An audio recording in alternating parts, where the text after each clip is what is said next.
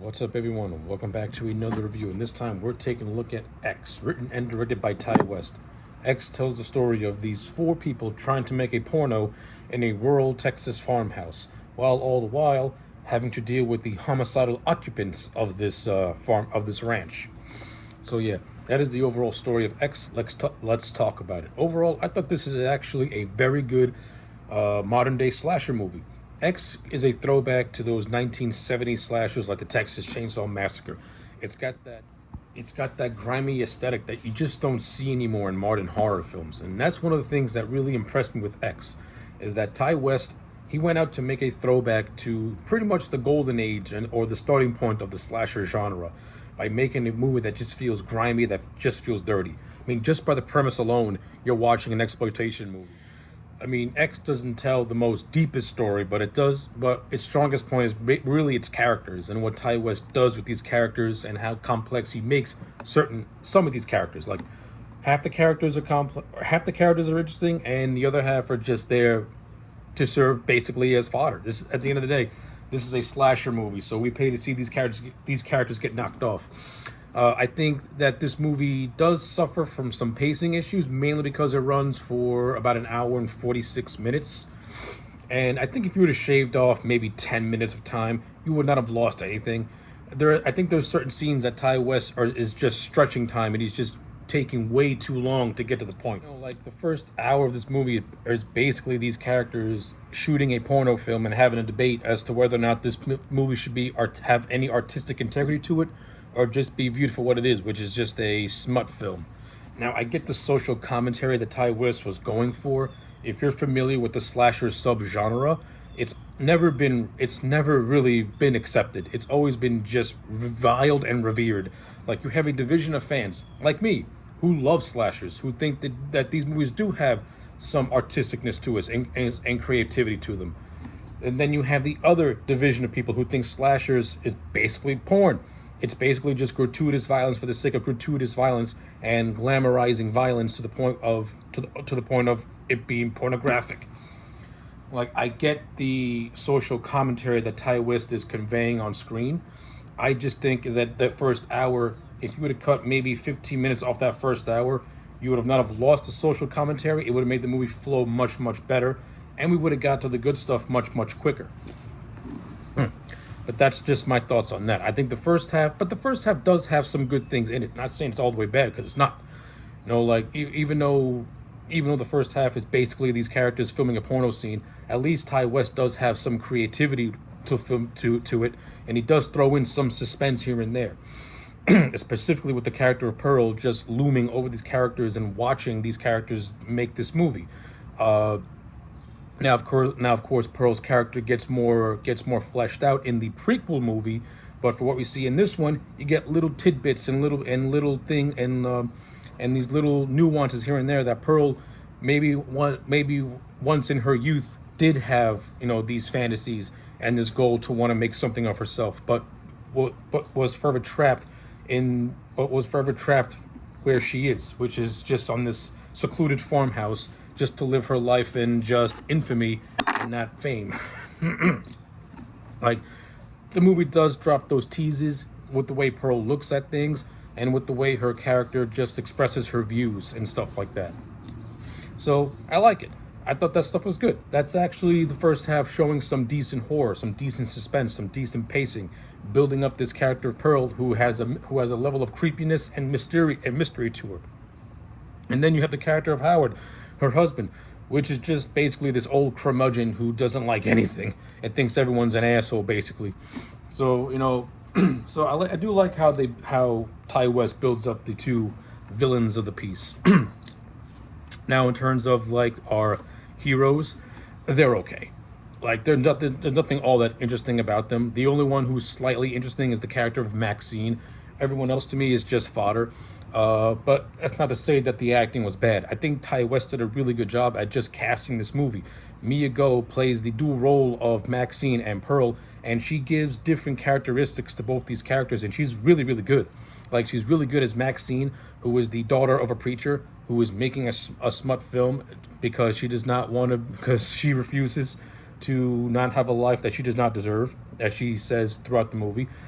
Also throughout the movie, it's you get this televangelist on TV screen just doing his preaching, and of course at the end it's revealed that that preacher is her father. So she's kind of this kind of falls in line to real life when you have like these extreme fundamentalists having children and their children not wanting to be held down with those views anymore, and they want to go out and experiment and see the world for themselves. Maxine is kind of like that personification of that rebellious teen child who wanted to just pretty much experiment and be different than what she's used to. And Maxine and Pearl, they kind of go hand in hand in a way. Like basically Pearl sees in Maxine what Pearl wanted to be in her youth, which is just budding star, but she could never get out of the funk that she was always in. And that's why I think that Pearl develops an obsession with Maxine as you watch this movie. Like she sees the beauty she used to be in a way. And like I said, Mia Go's performance as both these characters is really, really good. Like she's really good as the character of Maxine, and she's very creepy and unsettling as the character of Pearl. Like I said, Pearl gets more fleshed out in her prequel story, and that's where Mia Go really gets to flex her acting chops. But I'll get to the prequel when I eventually get to that review. But for what I get for this movie, Mia Go, she's definitely a star on the rise, especially in the horror genre. Lots of potential for her in the future. Of course, you also got Jenna Ortega, who is in this movie. She plays an assistant, a production assistant to this guy named RJ, and these two are in a relationship. Like RJ is the one who's trying to make an artistic pornographic film. Meanwhile, the character of Wayne is just trying to make a porno movie. And then you have the character of Lorraine, who is kind of like this prudish type of character. But then as she's filming a couple of scenes, she kind of gets the idea to want to be in the movie herself, much to the chagrin of RJ. And this is what causes a rift between Lorraine and RJ, which leads to the first kill of Pearl killing RJ after RJ refuses her advances. And I love the scene of Pearl killing RJ. Like it's very creative. It has a good feel. It has like a very unique feel to it. Of course, it doesn't hurt that you have Blue Oyster Cult Stonefield the Reaper playing in the background, and it's a nice nod to Halloween. But I like the way the overall scene was constructed. Very, very artsy in a way. Whereas Pearl is stabbing RJ, blood is spattering on the car lights, and she gets engulfed in this red hue. It has a very hellish look to it. Like I thought it was actually really cool. Very cool imagery that Ty West thought of. And then you have other kills that happen, like the character of Lorraine. She dies at the end of the movie by getting shot in the head, but the way she gets killed, like half her face gets blown off. But before that happens, she gets trapped in a basement where she discovers a dead corpse, and we get hints that Howard and Pearl have done something similar to this way before. So we, of course, that gets more explored in the prequel movie. But for what we get here, it creates that eerie intenseness that like these two, there's something wrong with these two. Like these two have homicidal tendencies, and it's gonna hit the fan, and it does hit the fan. We also get the character of Brittany Snow's character of Bobby Joe and Scott Mescudi as Jackson. These two are okay. The movie kind of develops a slight romance between these two, though it's nothing all that interesting. I mean, the only thing these two do is just screw, and that's about it. And then we get a scene where Howard is looking for his wife, and he enlists and Jackson pretty much enlists his help to help Howard, and they go exploring the swamps. This is where Jackson sees a car submerged in the swamp, which instantly is a red flag as to so there's something going on here, which leads to his eventual death by getting blown by a shotgun fired by Howard. That is what it was. And then you get this, and you get Brittany Snow's character Bobby Joe seeing Pearl at the edge of a pier, and she thinks, and throughout the entire movie, Howard keeps saying that there's something wrong with Pearl, like that it implies that she may have dementia, and that she forgets who she is sometimes. So pretty much Pearl luring Bobby Joe in thinks that we're thinking that Bobby Joe's consoling this woman, but she's not. Pearl just like slaps her, pushes her into the lake, and then Bobby Joe gets consumed by an alligator. Now, We see this alligator early on in the movie where when Maxine is taking a little swim in this disgusting rotting lake. Why would you do that for? Can you imagine just the germs that this lake has? It looks disgusting. I wouldn't want to swim in it if you paid me. And if there's an alligator in it, fuck you. I definitely ain't going in there. But I do like the scene when we first see the alligator stalking Maxine. It has like a nice Jaw vibe. It has a nice vibe from Jaws, in which you have this cool overhead shot of Maxine swimming and this alligator swimming up right behind her. Now, of course, it gets paid off nicely where the alligator rips Bobby Joe to shreds in a very cool scene. That even though it's not overly graphic, it's the implication of blood coming out of the water. This woman suffered a very very bad fate, and the fact that she was basically eaten alive is very unsettling as well. So yeah, like, I do like the kills. A lot of the kills in this movie are well done. I mean, the character of Wayne also has a decent kill where he's in a barn and he stubs his foot through a nail in a very just cringe scene, because who hasn't felt that? And then Maxine stabs him in the eye with a pitchfork.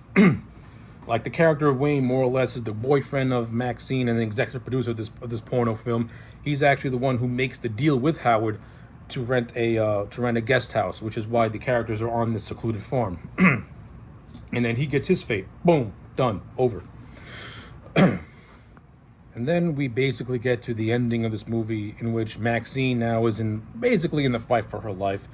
She has to hide under bed, and this is where Pearl and Howard basically consummate their marriage after a very long period of time.